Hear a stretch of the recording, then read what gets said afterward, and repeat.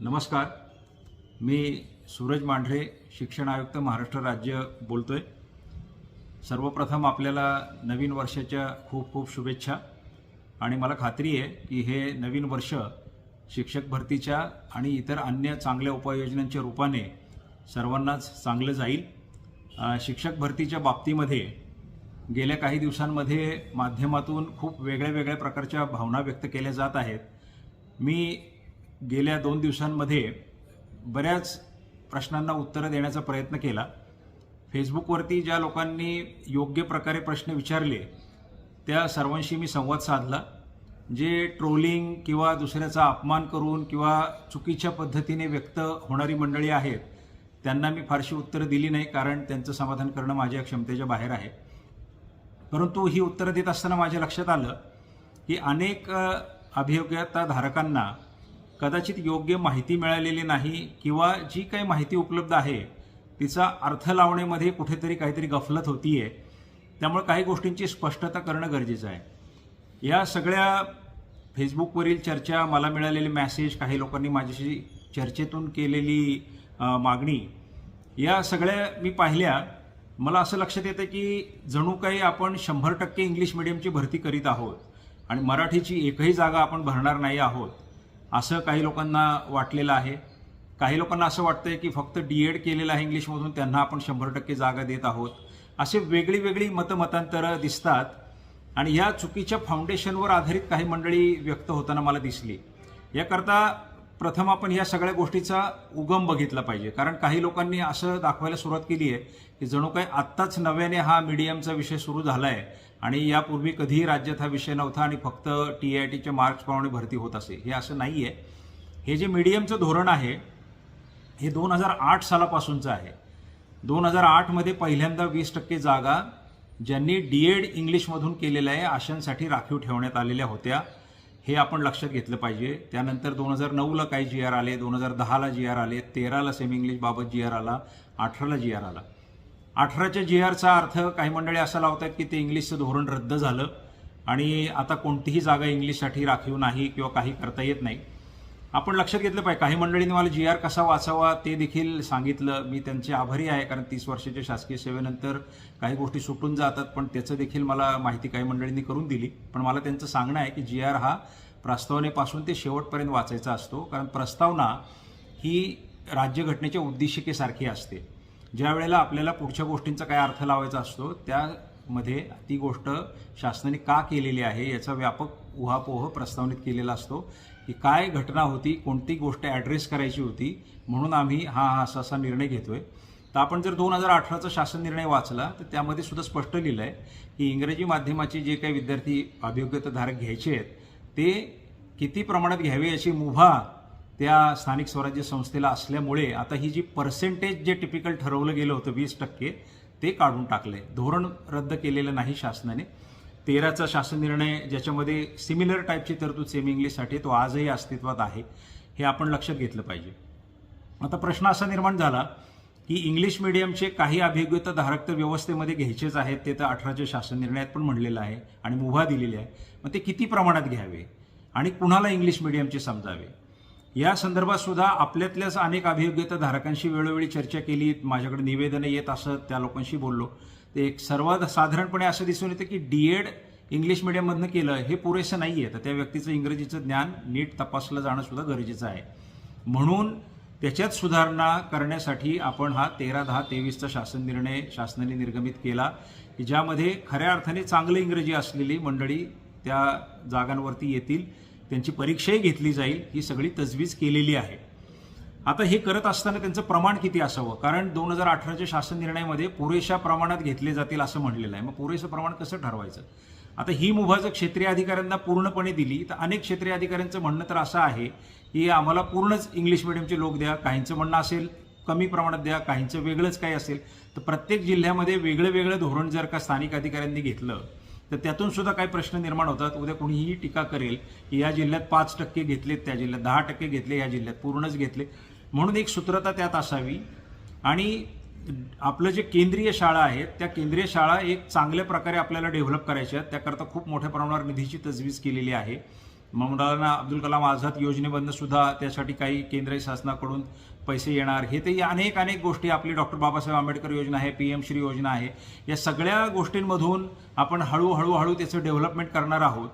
आणि हे करत असताना तिथं जर आपण काही चांगले शिक्षक दिले, वेगळे म्हणजे मी इंग्रजीचेच फक्त चांगले म्हणत नाही, मराठीचे सुद्धा, किंवा जे ATM आहे आमचं ॲक्टिव्ह टीचर्स ऑफ महाराष्ट्र, त्यातले काही शिक्षक दिले आणि ती केंद्रशाळा इतकी चांगली केली की ती एक चांगली प्रयोगशाळा होईल, जिथं आपल्याला इंग्रजी, मराठी, टेक्नॉलॉजी, ते टेक सेव्ही टीचर्स, हे सगळ्यांचं एक चांगलं एकत्रीकरण होईल. आणि त्या ठिकाणी साधन सामुग्री सुद्धा या वेगळ्या योजनांच्या माध्यमातून देता येईल. या एकदम विद्यार्थी हिताच्या दृष्टीने आम्ही केंद्रीय शाळांना फोकस करून ही रचना केलेली आहे, ज्याची मुभा त्या शासन निर्णयाने दिलेली आहे. आता हे सगळं करत असताना भरती पण तर आपल्याला करायची आहे. आपण जर प्रत्येकच घटकाला 100% न्याय देतो असं म्हटलं तर इथं अनेक परस्पर विरोधी घटक आहेत.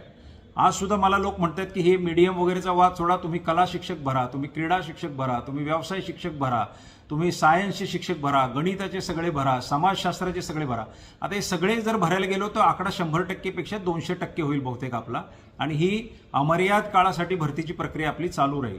म्हणून कुठेतरी याला एक पायबंद असावा. जसे बिंदू नामावलीवरती काही प्रश्न उपस्थित झाले, आपण 4-5 वर्षापासून बिंदू नामावली जी पडलेली होती ती दुरुस्त करून घेतली.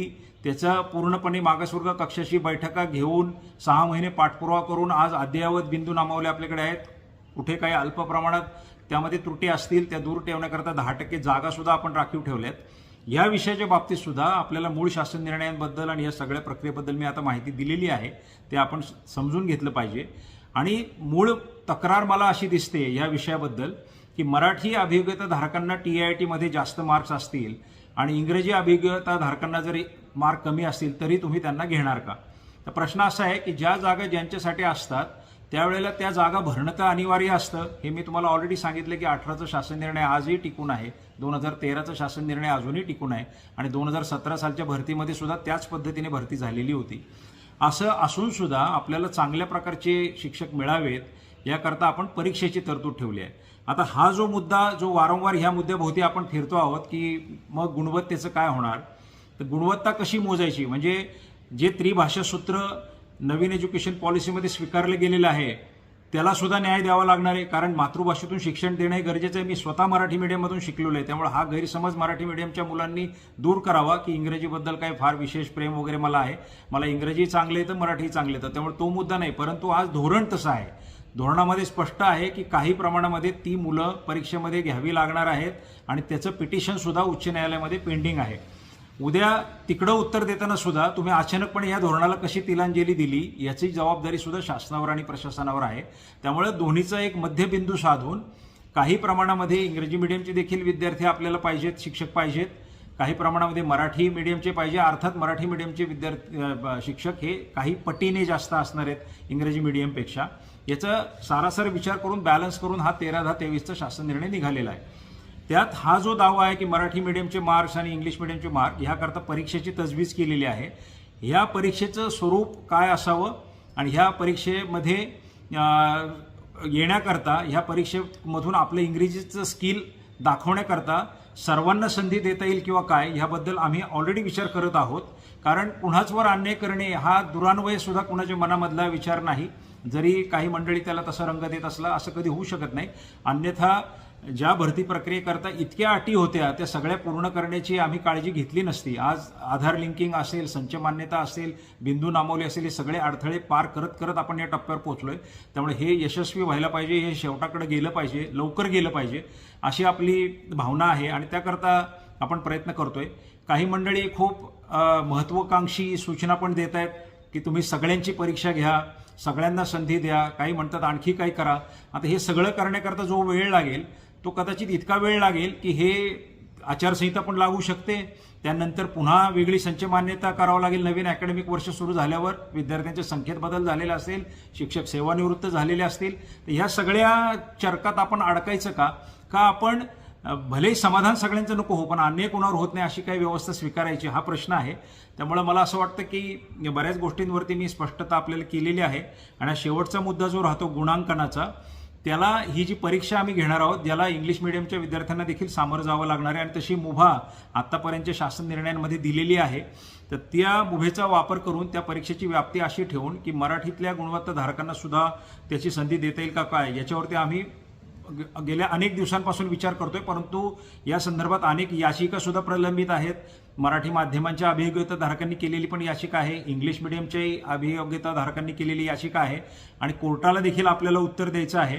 त्यामुळं कोणतीही घाई गडबड न करता आणि अचानकपणे ॲब्रप्टली कोणते तरी निर्णय न घेता आपल्याला ह्या सगळ्या फॅक्टरचा विचार करून निर्णय घ्यावे लागणार आहेत.